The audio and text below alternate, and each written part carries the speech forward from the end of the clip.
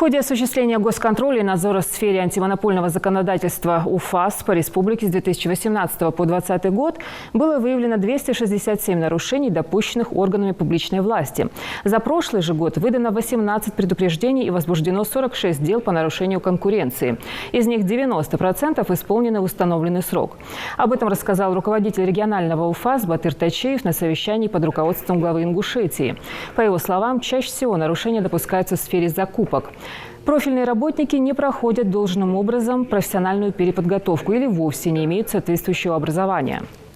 Поэтому республиканским управлением проводится ряд мероприятий с целью методической помощи органам госвласти. Данная работа проводится в соответствии с планом мероприятий. Соглашение о взаимодействии между ФАС России и правительством Ингушетии, заключенного в марте 2020 года. Заслушав информацию, глава региона заявил, что развитием конкуренции должно заниматься не только территориальное управление ФАС России, а в целом вся система органов госвласти и местного самоуправления. По мнению Калиматова, эта проблема неразрывно связана с эффективным расходованием госбюджетных средств посредством проведения грамотной политики осуществления гос- и муниципальных закупок. Я, изучив материалы, увидел, что у нас в основном это государственные и муниципальные органы допускают основные нарушения.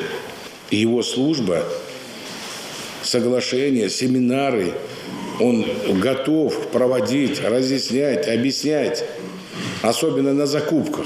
Укрепляет законность, порядок, ответственность. И давайте протокольно запишем и взаимодействие, соглашение, чтобы все заключили в рамках нормативов федеральной службы.